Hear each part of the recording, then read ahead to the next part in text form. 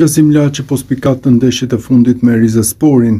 Dje ishte pikërisht ai që shënoi nga pika e bardhë e penalltis dhe pjesa e parë u mbyll në avantazhin 1-0 ndaj Eyüpsporit. Goli I Laçit erdhi në minutën e 2 të pjesës së parë në 2 ndeshjet e mëparshme të kampionatit për të, po ashtu ka shënuar dhe ka asistuar.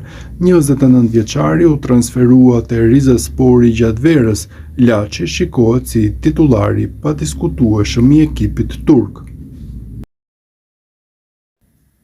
Qasim Laçi ka përjetuar një pasdite të pazakontë në kampionatin turk, ku skuadra e tij është mundur me shifrat 5-2 nga Fenerbahçe në një sfidë ku mesfushori shqiptar ishte protagonist në të mirë dhe në të keq.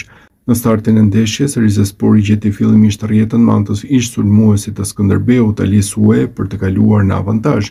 Më pas e kishte radhën Laçi që të tregonte talentin e tij, teksa dy fishoi shifrat me një goditje dënimi spektakolare që nuk I la kohë të reagonte portierit Ederson. Megjithatë, situata do të ndryshonte plotësisht në pjesën e dytë, ku miqt fillimisht barazuan rezultatin në 2-2 dhe më pas Laçi pa kartonin e kuq, teksa u ndëshkua 2 herë me të verdhë brenda 6 minutash dhe la lojën mes protestave për gjyqtarin. Në superioritet numerik, Fenerbahçe dominoi ndeshjen dhe shënoi 3 herë të tjera duke fituar sfidën me shifrat 5-2.